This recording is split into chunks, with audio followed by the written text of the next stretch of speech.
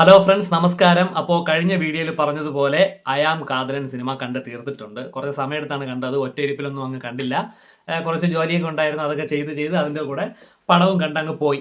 അപ്പോൾ എന്തായാലും നല്ലൊരു സിനിമ അയാം കാതലൻ എന്ന സിനിമയെ പറ്റി പറയുകയാണെന്നുണ്ടെങ്കിൽ വളരെ സ്ലോ ആയിട്ട് മൂവ് ചെയ്ത് പോകുന്ന ഒരു പടം.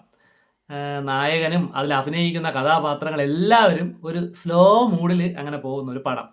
അങ്ങനെ പറയാൻ കാരണം നമുക്ക് അതിന് മുമ്പേ പ്രേമലുവിൻ്റെ നസ്ലിൻ്റെ പ്രേമലു നമുക്കൊന്ന് എടുക്കുകയാണെങ്കിൽ 100 കോടി അടിച്ച പടമാണ്. അപ്പോൾ അതിലെന്നൊക്കെ പറഞ്ഞു കഴിഞ്ഞാൽ നസ്ലിൻ്റെ ആ ഒരു എനർജിയും കാര്യങ്ങളെന്നൊക്കെ പറഞ്ഞാൽ സൂപ്പറായിരുന്നു, കണ്ടുകൊണ്ടിരിക്കാനൊക്കെ ഭയങ്കര ഒരു സെറ്റപ്പ്. അപ്പോൾ ആ ക്യാരക്ടർ അനുസരിച്ചുള്ള എല്ലാ എനർജിയും അവിടെ ഉണ്ടായിരുന്നു. അപ്പോൾ ആ ഒരു പടം കണ്ടിട്ട് നേരെ നമ്മൾ നസ്ലിൻ്റെ അടുത്ത പടം അയാം കാതലൻ കാണുകയാണെങ്കിൽ നിങ്ങൾക്ക് എന്നെ തോന്നും, യവൻ എന്താടാ ഇത് ഒരുമാതിരി ഉറക്കം തൂങ്ങിയ അഭിനയം എന്ന് നിങ്ങൾ പറഞ്ഞു പോകും. ഞാനും അങ്ങനെ കണ്ട് എനിക്ക് തോന്നി. അപ്പോൾ കണ്ടവർക്ക് തീർച്ചയായിട്ടും ഇങ്ങനെ തന്നെയായിരിക്കും തോന്നിയിട്ടുണ്ടാവുക. അപ്പോൾ അത് എന്തുകൊണ്ടാണെന്ന് ചോദിച്ചാൽ പ്രേമലുവിൽ അത്രയ്ക്ക് എനർജറ്റിക് ആയിട്ടുള്ള ഒരു അഭിനയം കാഴ്ചവെച്ചതുകൊണ്ടാണ്.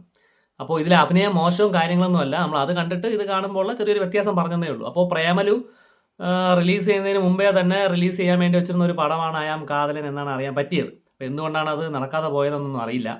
എങ്കിലും കൊള്ളാം.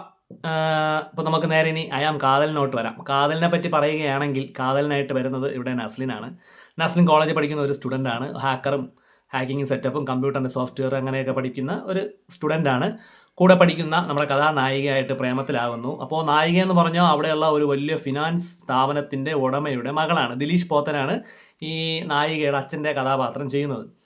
അപ്പോൾ നായകൻ നമ്മൾ പണ്ടത്തെ സിനിമയിലൊക്കെ കണ്ടതുപോലെ കുറച്ച് ഒരു സാധാരണ കുടുംബത്തിലുള്ള ഒരു പയ്യൻ, ജീവിക്കാൻ വേണ്ടി കഷ്ടപ്പെടുന്ന ആ ഒരു സാഹചര്യത്തിലൊക്കെ ഉള്ള ഒരു പയ്യൻ. അപ്പോൾ നസ്ലിൻ ഇതിലൊരു ഇൻട്രോവെക്ടറാണ് എന്ന് വേണമെങ്കിൽ പറയാം. ആ രീതിയിലാണ് അഭിനയവും കാര്യവും. ആരോടും പ്രത്യേകിച്ച് ഒരുപാട് കൂട്ടുകാരൊന്നുമില്ല, ആ ഒരു ലെവലിലുള്ള ഒരു പയ്യൻ. അപ്പോൾ നായിക എന്ന് പറഞ്ഞു കഴിഞ്ഞാൽ വളരെ പ്രാക്ടിക്കലായിട്ട് ചിന്തിക്കുന്ന ഒരാളാണ്. ഇവന് പഠിച്ച് മറ്റേ സപ്ലൈയൊക്കെ എഴുതിയെടുത്ത് കിടിലൊരു ജോലിയൊക്കെ വാങ്ങി കല്യാണം കഴിക്കുക എന്നുള്ള ഒരു സെറ്റപ്പിലാണ് നായിക പോകുന്നത്. പക്ഷേ നസ്ലിനെ സംബന്ധിച്ചിടത്തോളം അതുവരെ ഒന്നും കാത്തിരിക്കാൻ വയ്യ, ജോലിയൊക്കെ കിട്ടും, അതൊക്കെ അതിൻ്റെ വഴിക്കങ്ങ് നടക്കും. പക്ഷേ അവന് എങ്ങനെയെങ്കിലും കഥാനായികയെ കല്യാണം കഴിക്കണം. അപ്പോൾ അങ്ങനെയൊക്കെയുള്ള ഒരു ലെവലിൽ പോകുന്ന പടം. അപ്പോൾ ഒരു തേപ്പിൻ്റെ ആ ഒരു സെറ്റപ്പും കാര്യങ്ങളൊക്കെ മനോഹരമായിട്ട് തന്നെ അതിൽ കാണിക്കുന്നുണ്ട്. അപ്പോൾ പഠിത്തമൊക്കെ കഴിഞ്ഞു, നസ്ലിൻ സപ്ലിയൊക്കെ എഴുതാതെ കറങ്ങി തിരിഞ്ഞുകൊണ്ട് ജോലി ഒന്നും ആവാതെ അങ്ങനെ നടക്കുകയാണ്. അപ്പം നായിക സ്വാഭാവികമായിട്ട് നായികയുടെ അച്ഛൻ്റെ ഈ വലിയ ഫിനാൻസ് സ്ഥാപനത്തിൽ IT-യുടെ മേധാവിയായിട്ട് ജോലിക്ക് കയറി. അപ്പോൾ അവളുടെ കാര്യം സെറ്റായി. അതുകൂടെ ആയപ്പോൾ പിന്നെ നസ്ലിൻ തീരെ അങ്ങ് പോയി. അവന് ജോലിയില്ല, നായികയ്ക്ക് ജോലിയുണ്ട്. അപ്പോൾ നായിക അവിടെ കമ്പനിയിലുള്ള അവിടെ CEO ആയിട്ട് വരുന്ന ആ ഒരു ചെറുപ്പക്കാരനുമായിട്ട് കൂടുതലായിട്ട് കമ്പനിയാവുന്നു. നസ്ലിനുമായിട്ടുള്ള അടുപ്പം കുറയുന്നു. അപ്പോൾ ഒരു തേപ്പിൻ്റെ അങ്ങ് അറ്റത്തെത്തി നിൽക്കുകയാണ്. ആ ഒരു സാഹചര്യത്തിൽ നസ്ലിൻ പെട്ടെന്ന് എന്തായാലും തേക്കുമെന്ന് മനസ്സിലായി. അവളുടെ അച്ഛൻ്റെ സ്ഥാപനത്തിലോട്ട് കയറി ചെല്ലുകയും അവിടെ വെച്ച് കല്യാണം കഴിക്കാനുള്ള ആഗ്രഹം അറിയിക്കുകയും അവളത് നിരസിക്കുകയും ഇത് നായികയുടെ അച്ഛൻ ദിലീഷ് പോത്തൻ കേൾക്കുകയും ദിലീഷ് പോത്തൻ വന്ന്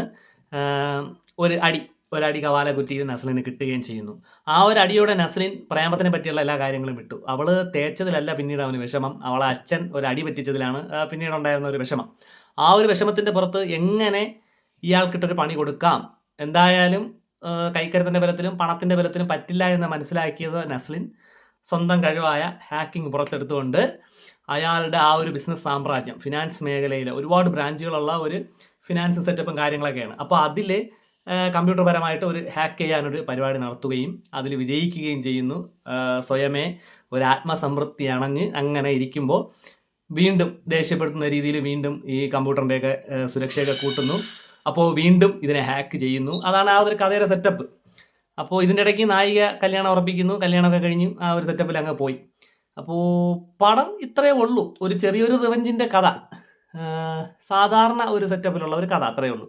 അപ്പോൾ പടം ഒരു മോശം പടമാണെന്ന് പറയാൻ പറ്റില്ല, ഒരു നല്ല സൂപ്പർ പടമാണോ എന്ന് ചോദിച്ചാൽ സൂപ്പർ പടവും അല്ല.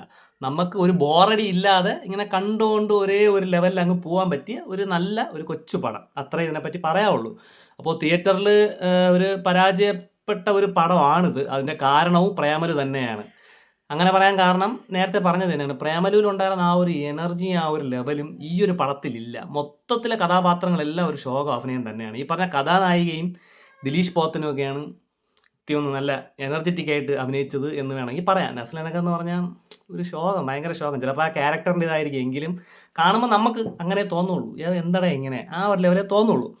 അപ്പോൾ എന്ന് പറഞ്ഞ് പടം മോശം എന്ന് പറയാനില്ല. ഒരു തവണ നമുക്ക് കാണാം. ബോറടി ഇല്ലാതെ കണ്ടുകൊണ്ടൊക്കെ ഇരിക്കാം. ഞാനും 1, 2 സ്ഥലത്തൊക്കെ ഒന്ന് സ്കിപ്പ് ചെയ്തൊക്കെയാണ് കണ്ടതെങ്കിലും പടം മൊത്തത്തിൽ കൊള്ളാം. അപ്പോൾ പറ്റുന്നുള്ളവർ ഒന്ന് കണ്ടു നോക്കുക. ടെലഗ്രാമിലൊക്കെ കിട്ടും, OTTയിലൊക്കെ കിട്ടും. അപ്പോൾ ഫ്രണ്ട്സ് ഇത്രയേ ഉള്ളൂ അയാം കാതലിനെ പറ്റി പറയാൻ വേണ്ടി. ഭയങ്കര ഒരു സംഭവമൊന്നും പറയാൻ വേണ്ടി ഇല്ല. അപ്പോൾ അടുത്ത് ഞാൻ ബറോസ് ഡൗൺലോഡ് ചെയ്തിട്ടുണ്ട്. അപ്പോൾ നമ്മൾ അത് കണ്ടിട്ട് അതിനെപ്പറ്റിയുള്ള അഭിപ്രായവും പറയും. അപ്പോൾ തീർച്ചയായിട്ടും വീഡിയോ ഇഷ്ടപ്പെട്ട ചാനൽ സബ്സ്ക്രൈബ് ചെയ്യുക, ലൈക്ക് ചെയ്യുക. പുതിയൊരു വീഡിയോ ആയിട്ട് കാണുന്നവരെ എല്ലാവർക്കും ഗുഡ് ബൈ.